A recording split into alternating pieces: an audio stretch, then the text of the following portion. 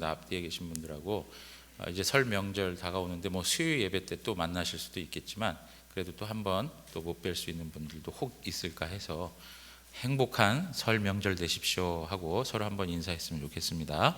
예, 설 명절 행복하게 지내시기를 같이. 요새는 뭐 이렇게 오고 가기도 어렵고 그 가족들도 모이지 말라고 이런 권고 사항이 있어서 참 어려운 것 같습니다. 어떤 시어머니는 내가 벌금 낼 테니까 내려와라 그렇게까지 했다고 해요. 왜냐하면 시댁에는 안 가고 스키장으로 예약해 놓고 뭐 이런 일들이 빈번하게 일어나는 것 같아요. 아무튼 어떤 방식이든 요 설 명절에 우리 모든 성도님들이 안전함과 평안함 속에서 가족과 또 행복한 그러한 귀한 만남과 또 사랑을 나눌 수 있는 그런 시간들이 되기를 주님의 이름으로 축복합니다. 오늘 말씀을 이렇게 보면 그 도서관, 무기창고 뭐 이렇게 등등 순례의 길을 떠나는 크리스찬이 무장을 하게 되죠. 기쁨의 산을 보게 되고 해서 이제 무장을 하고 나오게 되는데 겸손의 골짜기로 내려가는 거예요. 그럴 때 내려오는 길도 어렵구나 하는 이야기를 했어요. 그러면서 크리스찬은 겸손의 골짜기로 내려오는 길에서 몇 번씩 이렇게 넘어지기도 했어요. 그러니까 올라가는 것만 힘든 게 아니고 내려오는 것도 하나님의 은혜 중에 붙들어 주셔야 된다는 것을 이야기하고 있습니다. 이런 겸손의 골짜기에 도착하자마자 크리스찬이 만나게 된 게 무엇이냐면 이상한 괴물을 만났어요. 아주 더러운 괴물이라고 표현하고 있는데 그 괴물은 보기만 해도 아주 무섭게 생겼다. 몸은 생선 비닐같이 생겼고 그리고 날개는 용처럼 용의 날개를 가지고 있고 발은 곰발을 가지고 있고 그리고 괴물의 배에서 불과 연기가 일어나고 입은 사자의 입을 가지고 있는 아주 이상한 그런 괴물, 그 괴물을 만나게 된 거예요. 그 괴물의 이름이 뭐라고요?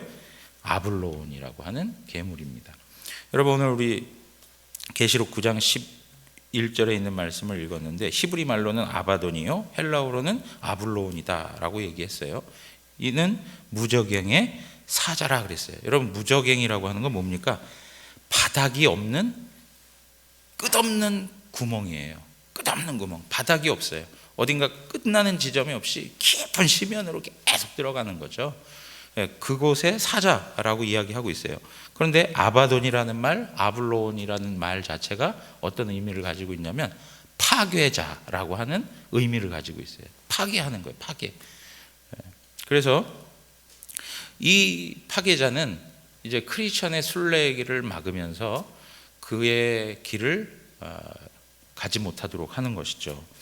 근데 여러분 우리 한번 그림을 한번 보여주실래요? 제가 지금 설명한 내용 뭐 뚜렷하게 보여지실지 모르지만 지금 제가 말씀드렸던 그러한 형상으로 지금 그림을 그려놓은 거예요.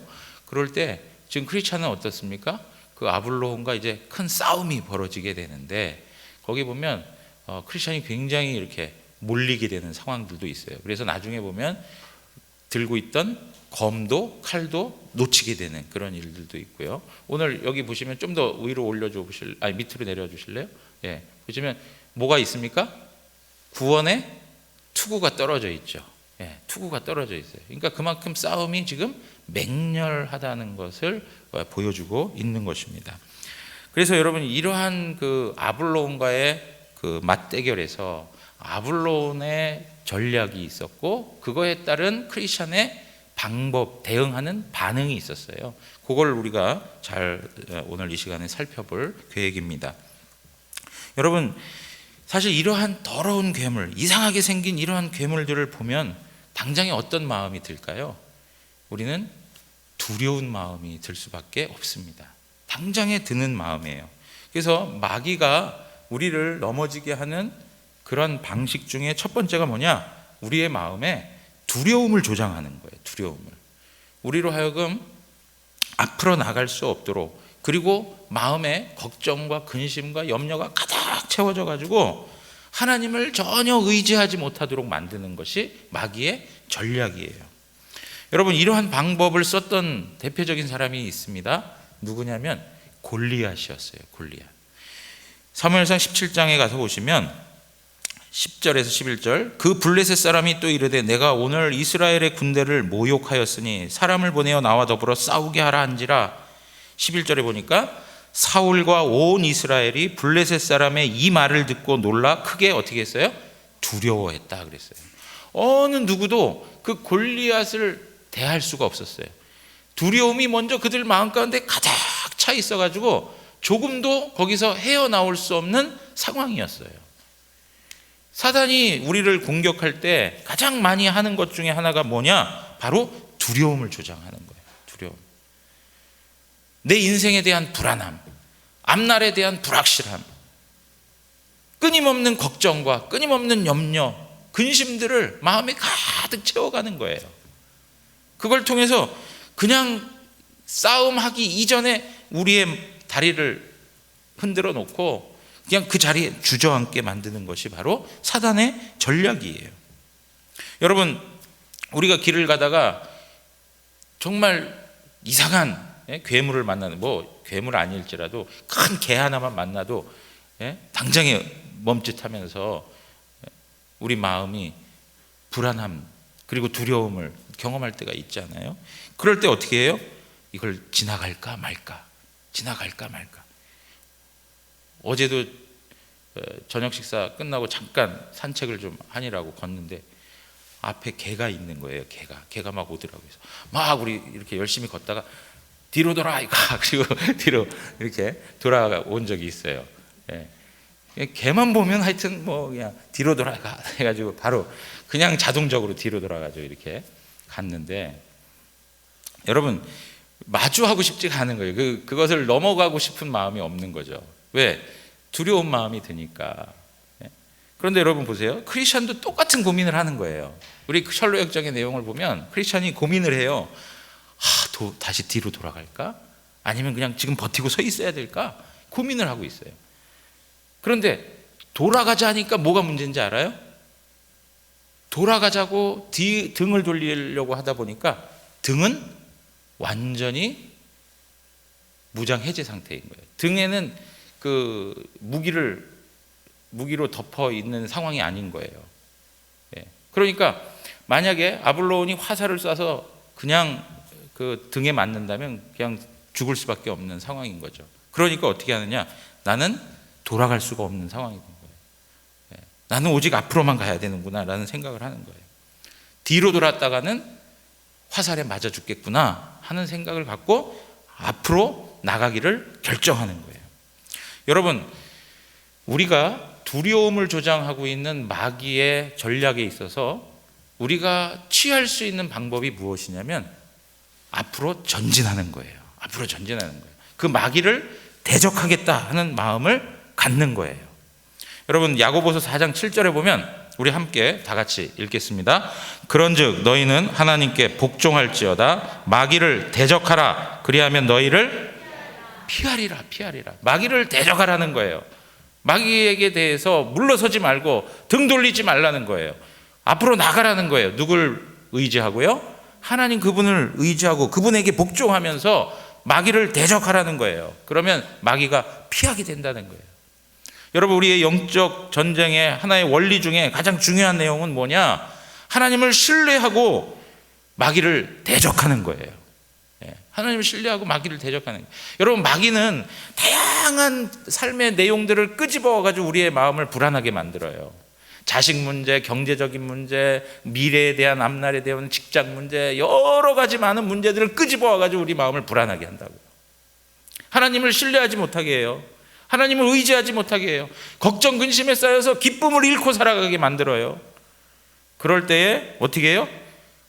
그런 마음을 내 마음속에서 다 몰아내버려야 돼요. 그거를 할 때에 마귀는 물러가게 되는 거예요. 하나님을 더욱 의지하면서 믿음을 가지고 서야 돼요. 여러분, 신앙의 역사 속에서 항상 이긴 자들이 가졌던 공통점이 뭔지 아세요? 믿음으로 싸웠다는 거예요. 믿음으로 싸웠다는 거예요. 하나님을 믿는 믿음으로 승리했다는 거예요. 여러분 요한 1서 5장 4절에 보면 무릇 하나님께로부터 난 자마다 세상을 이기느니라. 세상을 이기는 승리는 이것이니 우리의 믿음이니라. 우리의 믿음이니라. 여러분 하나님께로 난 자마다 세상을 이깁니다. 이것이 우리에게 주어진 운명이에요. 이것이 우리의 종국적인 상태를 말하는 거예요. 우리는 승리자예요. 근데 그 승리를 하게 하셔서 그 가는 과정 속에 하나님 우리의 무엇을 사용하신다고요? 믿음을 사용하세요. 믿음으로 사는 거예요. 믿음. 하나님을 향한 믿음을 말하고 있는 것입니다. 히브리서 10장 38절에서 39절에 있는 말씀을 보면 여러분 히브리서를 읽을 때마다 우리는 항상 생각해야 되는 게 뭐냐면 그때 당시는 핍박의 시대이고 박해의 시대예요. 그래서 모진 고난을 당할 수밖에 없는 신앙을 지키느냐 포기하느냐 이런 문제를 놓고 있었던 시대예요. 그러한 시대에 히브리서 저자는 성도들에게 믿음의 영웅들을 쭉 소개하면서 그들은 이 세상에 있는 것들을 보지 않고 하나님이 예비하신 새 예루살렘을 바라보면서 그들의 본향을 바라보면서 하나님 앞에서 앞으로 전진하며 나갔던 사람들이라는 것을 말해주고 있어요. 믿음의 주요 온전케 하시는 이인 예수를 바라보면서 살았던 사람들이라고 설명해주고 있는 거예요. 그러면서 히브리서 10장 38절에서 39절에 보니까 뭐라고 얘기합니까? 나의 의인은 믿음으로 말미암아 살리라. 또한 뒤로 물러가면 내 마음이 그를 기뻐하지 아니하리라. 뒤로 물러나는 것, 하나님의 사람이 뒤로 물러나고 등을 돌려서 돌아가는 것 기뻐하지 않는다는 거예요. 하나님께서. 그러면서 39절 뭐라고 얘기합니까? 우리는 뒤로 물러가 멸망할 자가 아니요 오직 영혼을 구원함에 이르는 믿음을 가진 자니라. 사랑하는 성도 여러분, 여러분들에게 하나님께서 믿음을 주셨습니다. 그래서 하나님을 신뢰할 수 있도록 우리의 마음을 움직이고 계세요. 우리의 마음을 붙들어주고 계세요. 우리에게 믿음을 부어주고 계세요. 그래서 우리로 하여금 앞으로 나아갈 수 있도록 우리의 삶을 인도하시는 분이 하나님이세요. 믿음을 하나님께서 주셨다는 거예요. 그것이 선물이에요. 엄청난 선물인 거예요. 믿음은. 사랑하는 성도 여러분, 앞으로 전진하는 성도가 되기를 바랍니다. 믿음을 가지고 나아가십시오. 대적하십시오. 그러면 마귀는 피할 것입니다. 마귀에 대해서 성경이 묘사하는 모습들을 찾아볼 수 있어요. 베드로가 표현한 방식이에요. 뭐라고 얘기했습니까? 우는 사자와 같다라고 이렇게 표현했어요. 우는 사자와 같다. 여러분 이 내용은 마귀의 포악성을 우리에게 설명해 주고 있어요. 마귀에게 조금만 허점을 잡히면 그냥 먹잇감이 되는구나 라고 하는 그 마귀의 그 잔인성과 포악성을 우리에게 설명해 주고 있어요. 포식자예요. 포식자. 어디 먹잇감이 있는가 그걸 찾아서 두루다니면서 먹잇감만 보면은 놓치지 않는 이 마귀의 근성을 이야기해 주고 있어요. 그러면서 또 하나 설명하고 있는 것이 요한복음에서 설명하는데 뭐라고 얘기합니까? 44절에 보면 이렇게 설명합니다. 너희는 너희 아비 마귀에서 났으니 너희 아비의 욕심대로 너희도 행하고자 하느니라. 그는 처음부터 뭐라고요? 살인자래요. 살인자. 마귀는 지금 얘기한 대로 우는 사자처럼 먹잇감을 찾아요. 그냥 죽여버리는 거예요. 파괴자예요. 파괴자.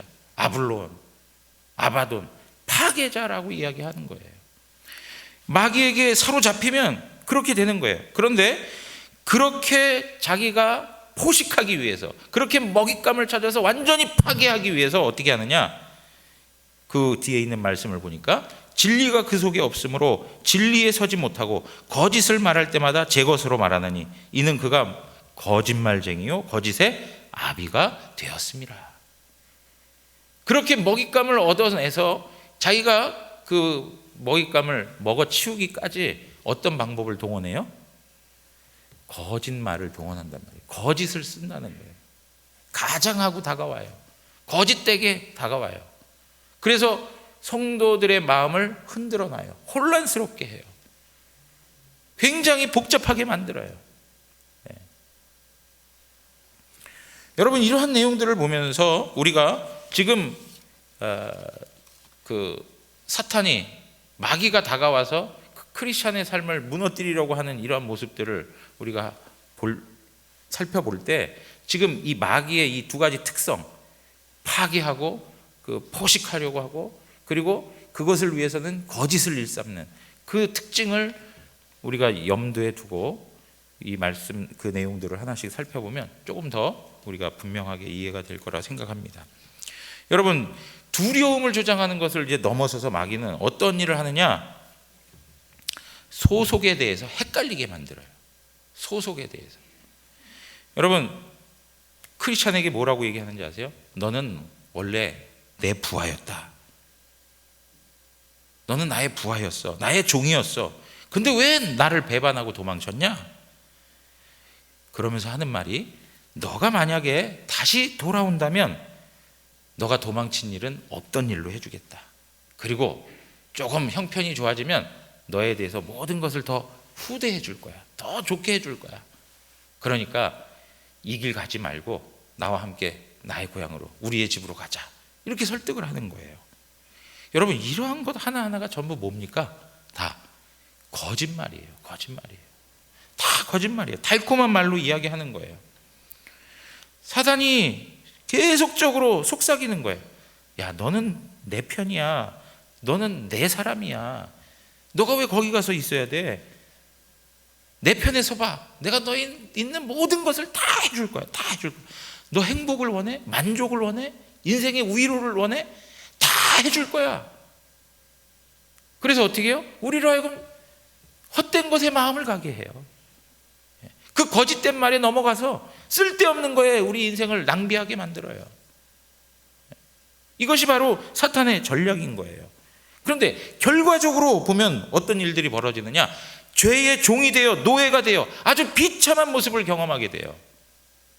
행복, 만족, 후대해 주겠다고요? 그런 거 없어요. 파괴자인 마귀에 끌려서 살아가게 되면 그 인생은 황폐할 수밖에 없고, 그냥 그야말로 파괴된 비참한 모습만 남을 수밖에 없는 거예요.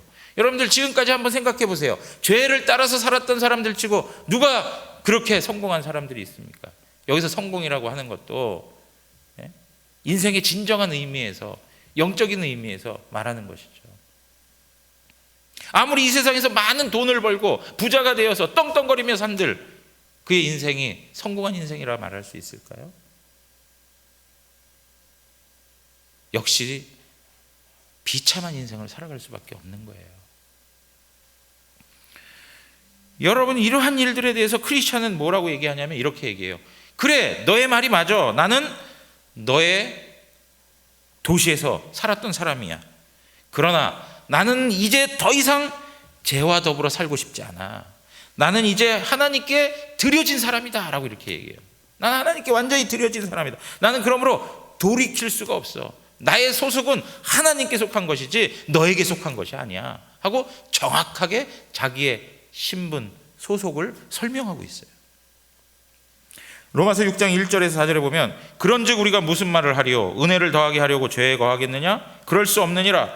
죄에 대하여 죽은 우리가 어찌 그 가운데 더 살리요? 무릇 그리스도 예수와 합하여 세례를 받은 우리는 그의 죽으심과 합하여 세례를 받은 줄을 알지 못하느냐? 그러므로 우리가 그의 죽으심과 합하여 세례를 받음으로 그와 함께 장사되었나니 이는 아버지의 영광으로 말미암아 그리스도를 죽은 자 가운데에서 살리신과 같이 우리로 또한 새 생명 가운데에서 행하게 하려 함이라 그랬어요. 여러분, 우리가 살아가는 삶에 있어서 우리의 소속을 알아야 되는데, 우리는 그리스도 안에 사는 것이고 새 생명 안에 거하는 거예요. 크리스천은 이걸 분명히 이야기하고 있어요. 나는 이젠 이미 하나님께 드려진 사람이야. 나는 너의 종이 될 수 없어. 과거에 난 너의 도시에서 살았지. 난 너의 종이었지. 난 너의 부하였어. 그러나 이제는 아니야. 나는 이제 새 생명의 삶을 살아가고 있어 하면서 자기 자신이 위치한 곳이 어디인지를 분명히 이야기하고 있어요. 그러면서 뭐라고 하느냐? 자기 자신을 용서하신 하나님의 깃발 아래에 나는 서 있다라고 얘기해요. 하나님의 깃발 아래에 나는 서 있다라고 이야기해요. 여러분, 이 말이 무엇이냐면 하나님의 깃발이라고 하는 것은 하나님의 통치 아래에 있다는 거예요. 하나님의 다스림 안에 있다는 거예요. 자기의 소속이 어디이며 자기는 하나님에 소속되어 있어서 하나님의 다스림을 받고 있다는 것을 말씀해 주고 있는 거예요. 사랑하는 성도 여러분, 어디에 소속하여 있습니까? 사탄은 끊임없이 우리에게 와서 야, 너의 소속이 세상이야. 너는 내 편이야. 너 왜 이렇게 사는 거야? 여기서 무슨 의미가 있다고? 넌 내 말을 들어야 돼. 내가 너를 행복하게 해줄게. 계속 이렇게 얘기하는 거예요. 그럴 때 나는 이미 하나님께 드려졌고 하나님께 속했고 하나님의 다스림을 받고 있다. 나를 통치하시는 이는 하나님이시다. 이것을 확신 있게 고백하는 거죠. 네, 확실하게 고백하는 거예요. 자, 그런데요, 마귀는 여기에서 끝나지 않습니다. 끝나지 않고 더 나아가서 크리스천을 설득하기 시작해요. 어떤 방법을 쓰느냐? 실패한 예들을 사용해요. 실패한 예들. 하나님의 종들이라고 고백한 사람들이 잠깐 하나님께 봉사했어요. 그런데 어느 순간 미끄러져 가지고 자기 자신에게 돌아왔다는 거예요. 여러분, 이러한 일들이 우리 주변에 많지 않습니까? 야, 누구도 하나님 섬긴다고 했지만 결국에는 다 그만두고 이제는 내 종이 되었어. 다시 내게로 돌아왔어. 너도 분명히 그럴 거야. 너도 분명히 그럴 거야. 사탄은 주변에 있는 그런 실패한 예들을 우리에게 보여주기 시작해요. 아니, 김 목사가 그렇게 열심히 하나님 섬긴다고 하더니 어떻게 그 모양이 됐어? 아니, 교회 장로가, 교회 권사가, 아니, 교회 그렇게 오래 다닌 사람이 어떻게 그렇게 신앙을 버릴 수가 있지? 어떻게 그렇게 죄로 인하여서 무너져 버릴 수가 있지? 그 실패한 일들을 자꾸 보여주면서 잘못된 것을 설명하면서 거기에서 낙담을 하게 만들어 버려요. 여러분, 제가 부탁드리고 싶은 게 있어요. 뭐냐면 요새 이제 교회 확진자다 뭐다 해가지고 이제 기사들 나오고 하잖아요. 그럼 기사들 읽고 그 밑에 나오는 댓글들을 보시면 목사인 제 마음도 막 참 답답하고 너무 고통스럽더라고요. 정말 고통스러워요. 보질 마세요. 또 이렇게 말씀드리면 또 가서 그게 어떤 건가 그리고 또 막 찾아보실 것 같아요. 얼마나 악의적으로 표현하고 하는지 참 고통스러워요. 그런 거 막 읽다 보면 그래, 맞아. 이 사람들 말이 맞아. 교회가 왜 이래? 목사가 왜 그러고 왜 장로들이 왜 그래? 막 이런 얘기들이 막 가득 실려 있고 거기에서 이제 막 그냥 마음이 요동치는 거예요. 의심이 막 불러 들어오는 거예요. 여러분, 예수 그리스도를 따르던 많은 사람들이 있었어요. 근데 그 사람들 가운데에도 상당한 수가 다 자기 길을 가버렸어요. 예수님을 다 떠나버렸어요. 이유가 무엇이었을까요? 예? 이유가 무엇이죠? 자신들의 유익을 구했기 때문에 그래요. 전부 다 그래요. 가룟 유다도 자기 입장에서 자기 유익이에요. 여러분, 요한복음 6장 24절에서 27절에 보면 무리가 거기에 예수도 안 계시고 제자들도 없음을 보고 곧 배들을 타고 예수를 찾으러 가버나움으로 가서 예수를 막 찾으러 다녀요. 막 찾아다녀요. 바다 건너편에서 만나 랍비여 언제 여기 오셨나이까 하니 예수께서 대답하여 이르시되 내가 진실로 진실로 너희에게 이르노니 너희가 나를 찾는 것은 표적을 본 까닭이 아니요 떡을 먹고 배부른 까닭이라. 그렇게 얘기해요. 너희가 내가 행하는 표적을 통해서 이분이 메시아이구나 라고 하는 것을 깨닫고 나에게 온 게 아니고 너희가 그것을 통해서 얻어낸 떡을 먹고 배부른 것 때문에, 너희의 배고픔이 채워진 것 때문에 너희들이 나를 따라온 것이다 라고 이야기하는 거예요. 그러면서 27절에 이렇게 말씀하십니다. 썩을 양식을 위하여 일하지 말고 영생하도록 있는 양식을 위하여 하라. 이 양식은 인자가 너희에게 주리니 인자는 아버지 하나님께서 인치신 자니라 하고, 하늘 양식에 대해서 계속 설명하세요. 하늘 양식에 대해서. 예수님이 그런 말씀을 하니까 이 무리들이 영적인 이 하나님의 말씀을 이해할 일이 있습니까? 없습니까? 이해를 못하는 거예요.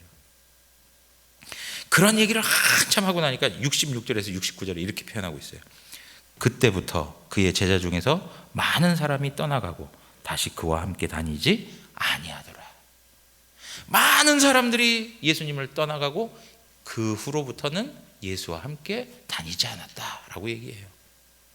그러면서 예수께서 12 제자에게 이르시되 너희도 가려느냐? 시몬 베드로가 대답하되 주여 영생의 말씀이 주께 있사오니 우리가 누구에게로 가오리까? 영생의 말씀이 주님께 있는데 우리가 어디로 갑니까? 우리가 주는 하나님의 거룩하신 자인 줄을 믿고 알았사옵나이다. 여러분, 많은 무리들과 이 제자들의 관점이 다르죠. 많은 무리들은 먹고 배부른 까닭에 주님을 찾았던 거예요. 그러나 그것을 채워주지 아니할 때는 떠나게 되는 거예요. 떠나게 되는 거예요. 사랑하는 성도 여러분, 우리의 신앙의 이유, 목적이 무엇입니까? 항상 말씀드리는 거예요. 우리의 죄성을 인하여서 우리는 계속적으로 그것이 헷갈려요. 우리의 신앙의 이유가 뭐냐 이거죠. 그 신앙의 이유란 이 땅에서 먹고 배부르고 잘 살고 누리고 성공하고 형통하고 그런 것으로 설명되는 것이 아니라는 거예요. 신앙의 이유는 하나님 그분 그 자체예요. 하나님 그분 그 자체예요. 우리가 천국 구원을 받기 위해서, 천국에 가기 위해서, 여러분 그것도 하나님 그분을 구할 때 하나님이 그냥 부수적으로 주시는 은혜들인 거죠. 그게 목적이 될 수 없어요. 사랑하는 성도 여러분, 우리 신앙의 이유 오직 하나님이시기를 원합니다. 하나님 그분이에요.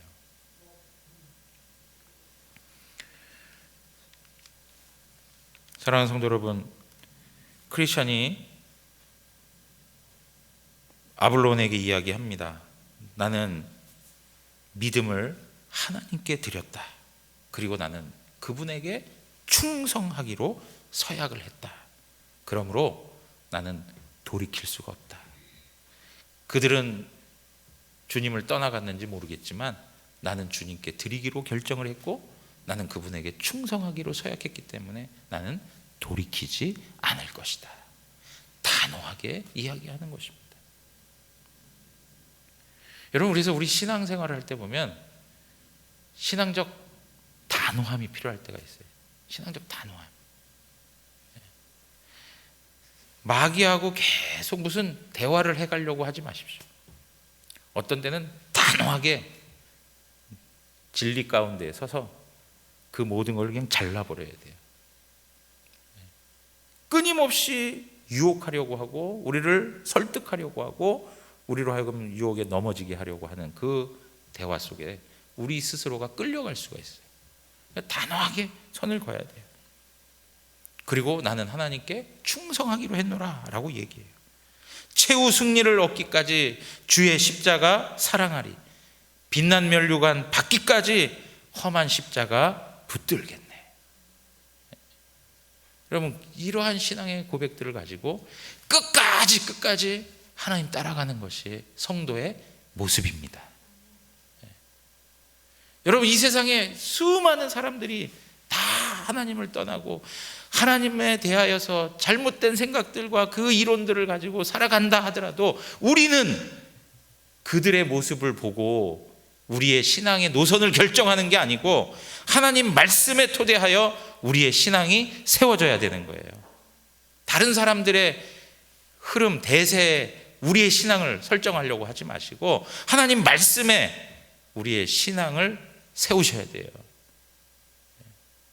그것이 하나님 기뻐하시는 신앙의 내용인 것이죠. 마귀는 더 나아가서 실패한 예들을 보여주는 것에서 더 나아가서 또 어떤 일을 하느냐, 자기 자신을 따르는 자들에게 충분한 보상을 해주겠다는 거예요. 그러면서 뭐라고 얘기하느냐, 그런데 너 그거 알아? 주님을 따르는 종들에게는 왜 이렇게 고난이 많니? 왜 이렇게 고통이 많니? 그러면서 고난에 대한 크기를 강조하면서 악인들의 형통함과 고난의, 의인들의 고난당함을 대비시켜 설명해 주고 있어요. 네. 여러분, 이거 우리 신앙하면서 상당히 고민스러운 문제 아닙니까? 하나님 앞에서 정직히 행하고 하나님 앞에서 정말 의인으로서의 삶을 살아가는데 왜 이렇게 고난이 많은지, 왜 이렇게 아픔이 많은지, 왜 이렇게 상처가 많고 고통스러운지, 하나님이 좀 그런 인생의 문제들을 좀 덜어주시면 좋을 텐데 여러 가지 복잡한 문제들로 가득 쌓이게 해가지고 얼마나 그 삶의 과정 하나하나가 힘들게 하는지 너무나도 안타까워요. 그런데 하나님을 섬기지 아니하고 하나님 앞에 자신들을 드리지 아니하고 오히려 하나님 대적하는 사람들은 겉으로 보니까 다 잘 나가는 것 같아요. 여러분, 시편 73편에서 다루고 있는 주제가 그거 아닙니까? 하나님 앞에서 정직히 행하였지만 내가 실족할 뻔했다는 거예요. 내가 넘어질 뻔했다는 거예요. 왜요? 악인들의 형통함을 보니까 도대체 이게 왜 이런 일이 발생하느냐 이거죠. 악인들이 형통을 하게 되면 하나님의 공의는 어디 있냐 이거죠. 하나님께서 진짜 살아계시고 하나님께서 공의로우신 분이라면 악인들에 대해서 하나님이 심판하셔야 되는 거 아니냐는 거예요. 그런데 우리의 삶의 현실을 놓고 보면 악인들이 훨씬 득세할 수 있고 악인들이 훨씬 부러움을 사는 그런 삶의 위치를 점하고 있다는 거예요. 돈을 벌러 나가도 오늘 10만 원 벌 것 같은데 그런데 100만 원 벌고, 그죠?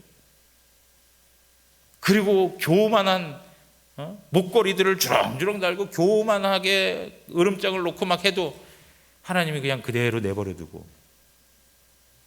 근데 성도는 어때요? 하나님 앞에서 진짜 말씀 붙들고 진실하게 살려고 하고 정직하게 살려고 하고 하나님 앞에서 말씀대로 순종하며 살려고 하는데 경험되어지는 일들은 다 어려워요. 힘들어요. 오늘 10만 원어치 좀 벌면 좋겠구나 했는데 10,000원도 못 벌어요. 네? 여러분, 이러한 모습들을 보면 우리 마음에 시험이 들어올 수 있어요. 과연 내가 신앙하는 이것이 무슨 의미가 있느냐라고 하는 거죠. 내가 하나님 앞에 헌신하고 내가 젊음을 바쳐서 하나님 앞에 내 삶을 드린 것이 무슨 유익이 있냐? 어느 순간 이러한 생각들이 막 밀려 들어올 때가 있지 않아요? 야, 네가 그 젊은 때, 네가 그 아까운 시간에, 네가 그 모든 삶의 에너지를 다 주를 위해서 썼는데 그게 무슨 유익이 있니 지금? 무슨 보상을 받았어? 너 섭섭하지도 않니? 야, 너가 인간이면 섭섭한 게 당연한 거야, 당연한 거야. 여러분, 제가 이렇게 목회를 해보면서 늘 경험되어지는 것 중에 하나가 뭐냐면 마귀가 이 섭섭병을 일으켜가지고 우리를 넘어지게 하는 게 얼마나 큰지 몰라요. 그 일들이 많아요. 그냥 섭섭해. 누가 인정해주지 못하고 알아주지 못하는 것 때문에 또 섭섭하고. 근데 그게 섭섭한 걸로만 끝나는 게 아니라 하나님과의 관계를 무너뜨리고 있어요.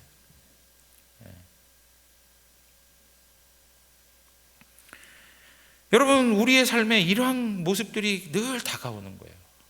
과연 내가 신앙하는 게 무슨 유익이 있을까?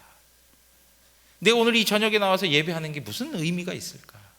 내가 하나님 앞에 나가 기도하고 하나님 말씀을 대하고 하나님 말씀대로 살아가는 게 과연 어떤 의미가 있는 걸까? 왜요? 세상적으로는 하나도 보상받는 게 없는 것 같이 느껴질 때가 많으니까.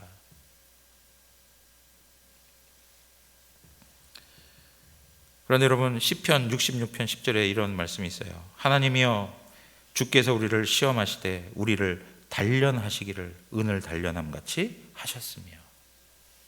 성도는요, 하나님께서 이 세상에서 무엇인가를 얻어지는 것으로 부함을 설명하지 않으세요.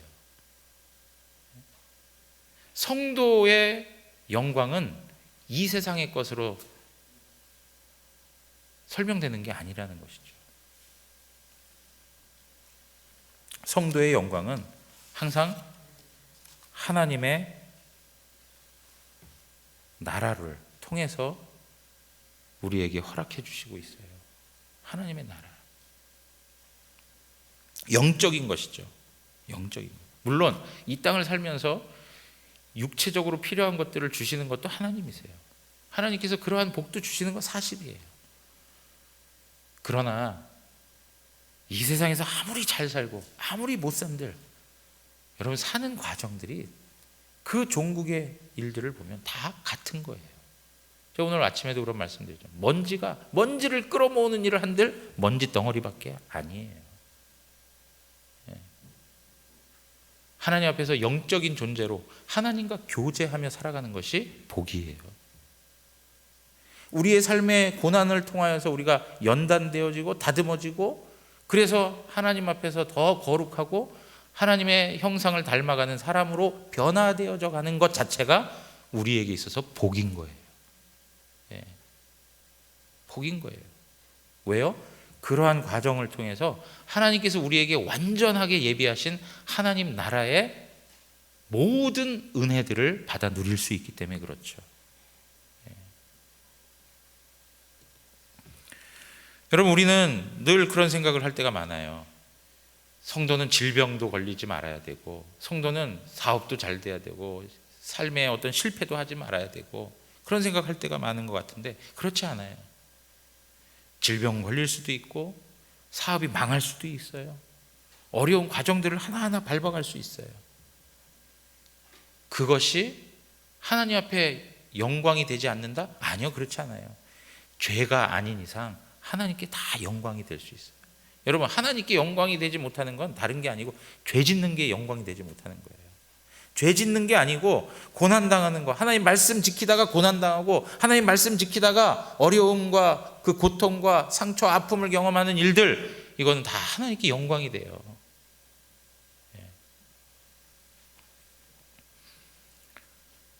사랑하는 성도 여러분, 우리의 영광은 하나님의 나라에서 발견되는 것입니다.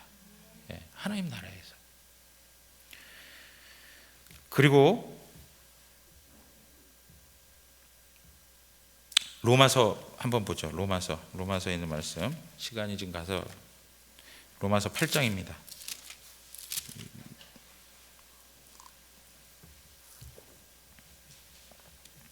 로마서 8장 17절.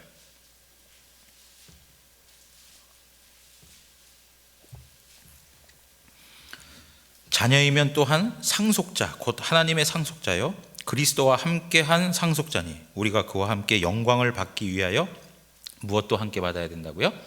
고난도 함께 받아야 한다, 그렇게 얘기합니다. 그러면서 18절 우리 한번 다 같이 읽겠습니다. 생각하건대 현재의 고난은 장차 우리에게 나타날 영광과 비교할 수 없도다.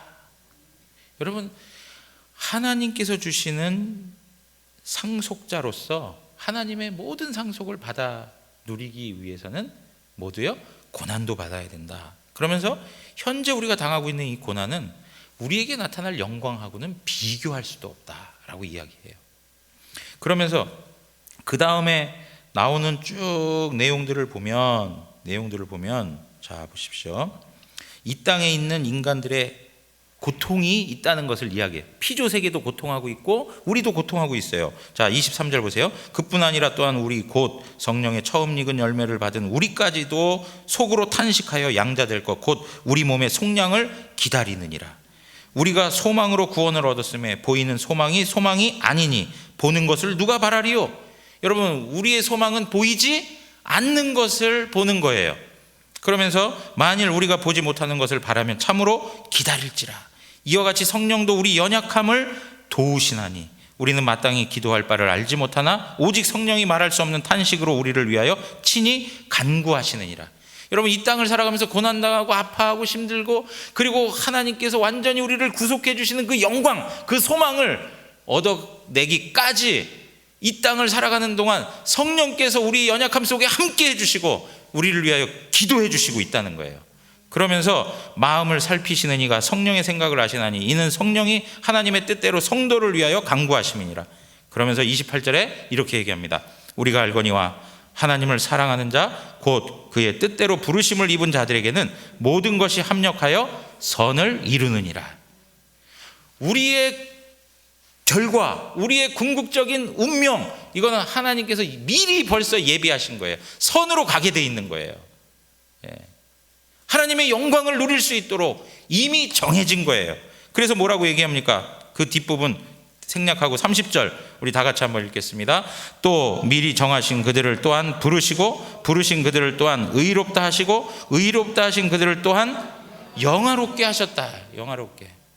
여러분, 하나님께서 우리에게 영화로운 단계로 허락하시기 위해서 이미 그 일을 시작하셨어요. 그래서 우리로 하여금 그리스도 예수 안에서 완전히 영화로운 존재가 되게 하십니다. 이것이 우리의 보상이에요. 이것이 우리의 보상이에요. 세상은 전혀 이것을 누릴 수가 없어요. 현재의 고난은 장차 나타날 그 영광과 좋게 비교할 수 없는 거예요. 그러면서 그 다음에 이야기하는 내용들을 쭉 보시면 우리의 신앙을 흔들 만한 환난, 고난, 아픔, 상처 이런 것들을 다 열거하잖아요. 열거하면서 우리에게 뭐라고 합니까?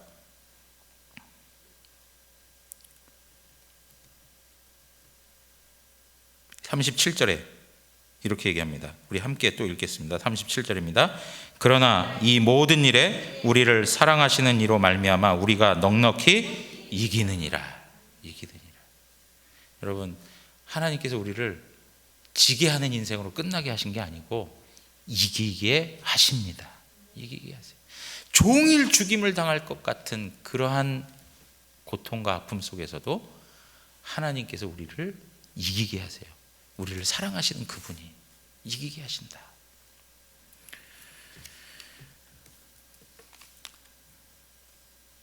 이러한 말씀들을 붙들고 지금 당하는 고난을 잘 감당하는 은혜가 있기를 원합니다.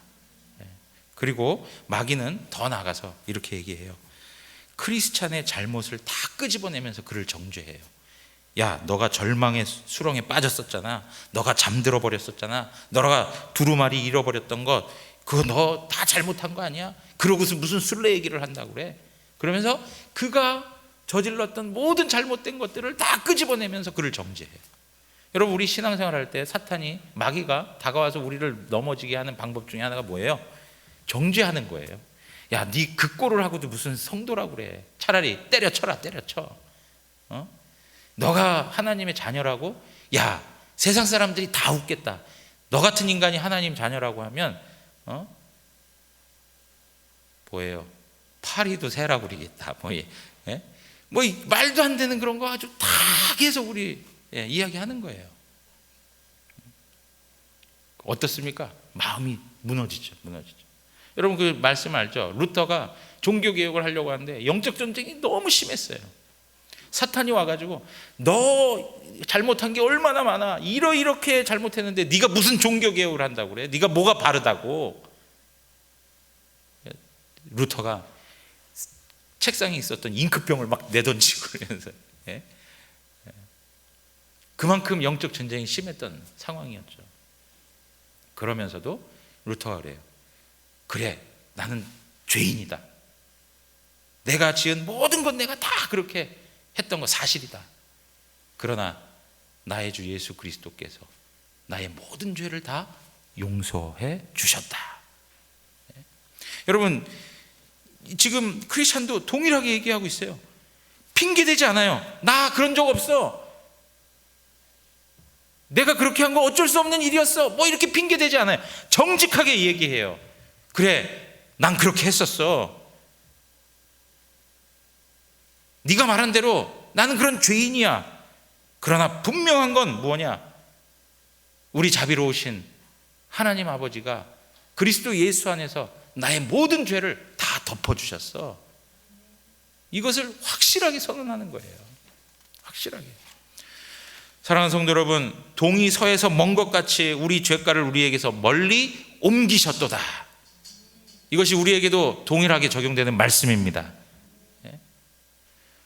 우리는 예수 그리스도의 십자가 사건으로 앞으로도 짓게 될 우리의 죄와 범죄들을 다 용서 안 받을 수 있어요.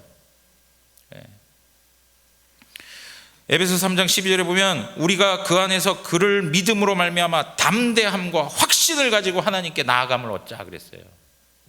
여러분, 내 죄가 사함받았다는 것, 나는 죄인이지만 예수 그리스도의 보혈로 정결하게 되었다는 것, 그러한 확신을 가지고 살아가십니까? 우리 주님께서 그 확신을 가지고 살라고 우리에게 끊임없이 이 말씀들을 통해 격려하고 계세요. 다른 것에 우리의 마음을 뺏기지 마세요. 사탄이 속삭이는, 마귀가 속삭이는 그 정죄의 내용들에 우리의 마음을 빼앗기지 말고 살아계신 하나님께서 말씀하신 이 약속의 말씀을 부여잡고 마귀 앞에서 담대하게 확신을 가지고 서십시오. 그럴 때 우리는 영적 자유를 누리게 될 줄 믿습니다. 여러분, 더 나아가서 마지막으로 이제는 말로 되지 않으니까 어떻게 하느냐? 막 화를 내요. 자기 본색을 드러내는 이 마귀의 모습을 볼 수 있어요. 그리고 크리스천의 가슴을 향해서 화를 막 쏘기 시작해요. 여러분, 화를 계속 쏘는 게 뭐냐면 이 싸움이 오래되다 보면 이제 막 크리스천도 지치고 힘들어 하잖아요. 그러면서 자꾸 이제 막 의심이 생겨나도록 하는 거예요. 의심의 화살을 계속 쏘는 거예요. 그럴 때 그것을 무엇으로 막느냐? 믿음의 방패로 막아내는 거예요. 믿음의 방패로. 계속 말씀드립니다. 무기는 믿음입니다. 믿음. 끝까지 주님을 신뢰하십시오. 우리의 상황과 환경을 보지 마시고 끝까지 주님을 믿고 의지할 때 하나님께서 놀라운 역사를 일으켜 주시는 거예요. 크리스천이 성령의 검 말씀을, 이 칼을 휘두르다가 이걸 놓치게 되어져요. 그래서 막 큰 위기에 빠지게 됩니다. 그러다가 하나님의 도우심을 통해서 그 칼을 들고 그 아블론을 찌르게 되죠. 그리고 그 전쟁은 일단 끝이 나게 되는데요. 여러분, 여기서 크리스천이 이 칼을 놓쳤다라고 하는 것은 하나님의 말씀을 사용하는 것에 익숙하지 못했다는 것을 보여줘요. 하나님의 말씀을 잘 사용해야 돼요. 칼을 잘 사용했어야 됐어요. 근데 그 칼을 놓쳤다는 것은 그걸 사용하는 데 좀 미숙함이 있었다는 거예요. 여러분, 우리가 영적 전쟁을 하는 데 있어서 사탄을 공격할 수 있는 무기는 하나님의 말씀이에요. 근데 이 말씀을 평상시에 훈련하지 아니하면, 이 말씀을 익숙하게 훈련하지 아니하면 이 영적 전쟁에서 그 칼을 사용할 수가 없는 거예요. 그러므로 우리가 끊임없이 이 무기를 사용할 수 있는 훈련을 행하셔야 돼요. 매일같이 말씀을 대하면서 말씀을 적용하는 삶을 살아내셔야 돼요. 이 과정들이 없으면 영적으로 시험이 오고 유혹이 오고 도전이 올 때 우린 무너질 수밖에 없어요. 그 칼을 사용하지 못하는 거예요. 그러나 그 칼을 가지고 매일 연습을 해요. 그 칼을 가지고 매일 갈아요. 그러면 어떻게 해요? 그러한 때가 되었을 때 이 말씀의 검을 가지고 그 마귀를 물리칠 수 있는 거예요. 여러분, 스파이더맨 영화 보신 적 있죠? 처음 스파이더맨이 되었을 때 이 거미줄 나오는 것부터 해가지고 그거에 익숙하기 위해서 벽에다가 쏘고 또 저 올라갔다가 또 어디에다 쐈다가 막 떨어지는데 사용법이 서툴러가지고 그냥 막 땅에 곤두박질 치고 이것을 계속 하잖아요. 막 계속해요. 그러다가 나중에 어떻습니까? 능수능란하게 다 사용하는 걸 보잖아요. 마찬가지로 우리가 하나님 말씀을 대할 때 하나님의 말씀을 사용하는 것은 우리가 평상시에 어떻게 그 말씀으로 훈련되어져 가느냐의 문제예요. 여러분, 우리의 삶에 있어서 그 말씀을 얼마나 다루고 있습니까? 그 말씀을 얼마나 이렇게 갈고 닦고 있느냐 이거예요. 저는 바라기는 이 어려운 때 우리 구역장님들 통해서 우리 구역 식구들끼리 그 카톡 있지 않습니까? 그 카톡이라도 하나님 말씀 묵상한 것들을 서로 교환하면서 말씀의 칼을 갈고 계셔야 돼요. 그럴 때 우리에게 영적으로 유혹과 시험이 다가올 때 그 칼을 사용하여서 우리는 승리를 얻게 되는 것입니다. 여러분, 이러한 무기가 중요한 게 아니라 사실 오늘 그 크리스찬의 승리는 결과적으로는 하나님의 전적인 도우심이에요. 칼을 놓쳤음에도 불구하고 칼을 잡을 수 있는 기회를 주시고 그 모든 상황을 이끄셨던 분은 하나님이에요. 지난번에 말씀드렸던 것처럼 믿음의 선배들이 가졌던 나귀 턱뼈, 빈 항아리, 횃불, 물맷돌, 어떻게 이게 무기가 될 수 있습니까? 그러나 무기가 중요한 게 아니고 사실은 하나님이 앞장서서 그 싸움을 싸우고 있다는 거예요. 여러분, 우리의 영적 전쟁 가운데 우리가 중요하게 알아야 될 건 뭐냐? 하나님께서 우리를 사랑하시고 우리의 앞장을 서서 그 싸움을 싸우고 계시다는 거예요. 그것을 믿고 살아가셔야 돼요. 그래서 우리가 아까 로마서 8장 말씀들을 읽었는데 다시 한번 말씀드리면, 누가 우리를 그리스도의 사랑에서 끊으리요? 환난이나 공고나 박해나 기근이나 적신이나 위험이나 칼이랴? 기록된 바 우리가 종일 주를 위하여 죽임을 당하게 되며 도살당할 양같이 여김을 받았나이다 함과 같으니라. 그러면서 그러나 이 모든 일에 우리를 사랑하시는 이로 말미암아 우리가 넉넉히 이기느니라. 우리를 하나님의 사랑에서 끊을 수 없다라고 하는 거예요. 하나님 사랑에서 끊을 수 없다. 사랑하는 성도 여러분, 마귀, 유혹, 시험이 우리에게 다가와서 우리를 무너지게 한다 할지라도 우리는 하나님의 사랑에 묶여 있다는 것을 아십시오. 하나님의 사랑에 완전히 묶여 있어요. 여러분, 밴드라는 거 아시죠? 밴드 묶여 있는 거예요. 묶여 있어요. 우리가 하나님의 사랑에 묶여 있어서 떨어질래야 떨어질 수가 없어요. 그러므로 그 사랑으로 우리는 일어설 수 있는 거예요. 우리가 이 자리에서 하나님을 예배하고 하나님을 섬길 수 있는 삶의 내용까지 누구 때문입니까? 우리가 실력이 있어서였습니까? 아니요. 하나님 그분이 우리 앞에 행하여 주신 은혜 때문입니다. 오늘도 그 하나님을 바라보시면서 영적 전쟁 가운데서 승리하는 우리 모두가 되시기를 주님의 이름으로 축원합니다. 우리 다 같이 찬양하겠습니다. 우리 다